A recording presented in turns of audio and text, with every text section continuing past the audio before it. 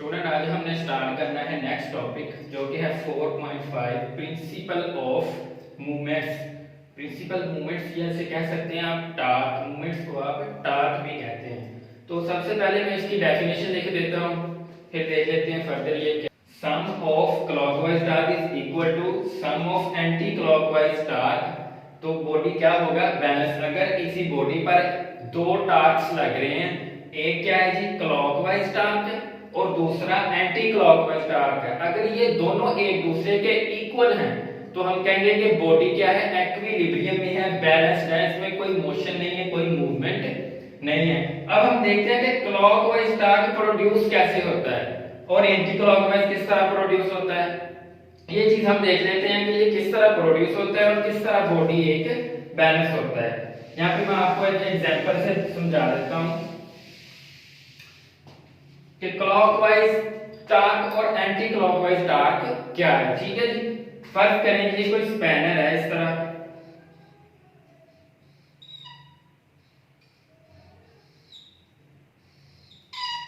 ठीक है जी, ये इसके अंदर कोई नट पड़ा है, बोल्ट पड़ा है, ठीक है।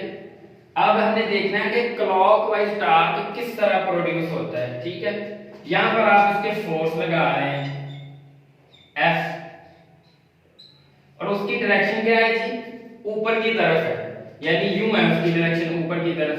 अब जो इस बोल्ट को आप मूव करते हैं, फोर्स लगाते हैं ऊपर की जानिब, तो अब जो टार्क प्रोड्यूस होगा वो एंटी क्लॉकवाइज होगा, क्योंकि क्लॉकवाइज जो होता है वो इस तरह होता है, यानी इस तरह,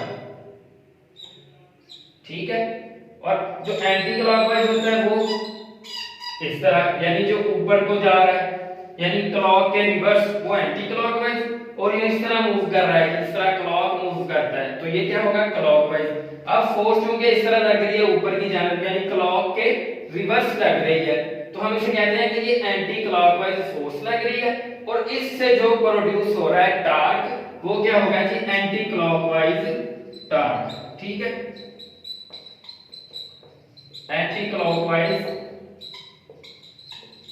टार्क प्रोड्यूस हो रहा है। तो जब आप इस तरह मूव करते हैं तो ये बोल्ट क्या हो जाएगा, ये नट जो है वो टाइट हो जाएगा। फर्स्ट करेंगे इस तरह टाइट हो रहा है एंटी क्लॉकवाइज, जब फोर्स लग रही है तो एंटी क्लॉकवाइज टार्क प्रोड्यूस हो रहा है और बोल्ट क्या है, टाइट हो रहा है। अब हम क्या करते हैं कि फोर्स की डायरेक्शन नीचे की तरफ कर देते हैं, यानी ये फिर एक स्पैनर है। अब इस पर फोर्स जो है वो यूं लग रही है नीचे की तरफ, यानी अब क्या है, यूं नीचे की तरफ लग रही है फोर्स, तो ये क्या होगा, अब क्लॉकवाइज फोर्स लग रही है, तो इसमें जो टार्क प्रोड्यूस होगा इस फोर्स के जेरे असर वो भी क्या होगा, क्लॉकवाइज टार्क प्रोड्यूस होगा, क्लॉकवाइज टार्क। ठीक है, ये नट है जी। यहां पर क्या हुआ था, एंटी क्लॉकवाइज टार्क, फोर्स ऊपर की जानिब लगी तो ये टाइट हो गया, ये क्या हुआ, एंटी क्लॉकवाइज टार्क। अब क्या फोर्स नीचे की जानिब लग रही है और टार्क जो प्रोड्यूस होगा वो क्लॉकवाइज है, यानी एक फोर्स लगी है तो क्लॉकवाइज प्रोड्यूस हुआ है, नट क्या हुआ, टाइट हो गया। अब दूसरी दफा जो एंटी क्लॉकवाइज फोर्स लगी है तो फोर्स क्या होगा, ये नट क्या होगा, लूज हो जाएगा।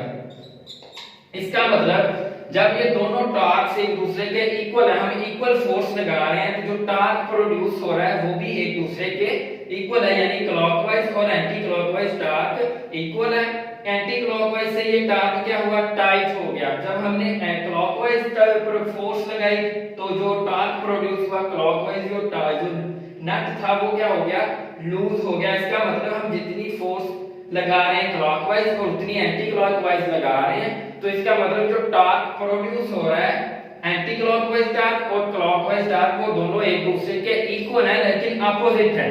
ये क्लॉकवाइज है और ये एंटी क्लॉकवाइज है, लेकिन मैग्नीट्यूड में दोनों इक्वल है, इसलिए ये एक दूसरे के असर को कैंसिल कर देते हैं और जो बॉडी होता है वो बैलेंस रहता है। ये है जी प्रिंसिपल ऑफ मूवमेंट्स, यानी अगर किसी जिस्म पर sum of clockwise torque is equal to sum of anticlockwise torque, यानी जिस तरह मैंने आपको स्पैनर में बताया है कि जब आप इस तरह फोर्स लगाते हैं एंटी क्लॉकवाइज ऊपर की तरफ, तो इसमें एंटी क्लॉकवाइज टार्क प्रोड्यूस होता है और नट क्या है, टाइट हो जाता है। इसी तरह अगर आप फोर्स क्लॉकवाइज लगाते हैं, यानी वो नीचे की जानिब इस तरह पकड़ के इसको नीचे की जानिब यानी क्लॉकवाइज, तो फिर क्या जो टॉर्क प्रोड्यूस होता है वो क्लॉकवाइज टॉर्क होता है, जो मैग्नीट्यूड में एंटी क्लॉकवाइज के इक्वल एक ही डायरेक्शन में अपोजिट। इसका मतलब ये दोनों एक दूसरे के कैंसल को कैंसिल आउट कर देते हैं और जो बॉडी होता है वो बैलेंस्ड रहता है। पहले नट टाइट होता है फिर लूज, इसका मतलब बॉडी क्या रहेगा, बैलेंस्ड रहेगा। ये था जी आपका प्रिंसिपल ऑफ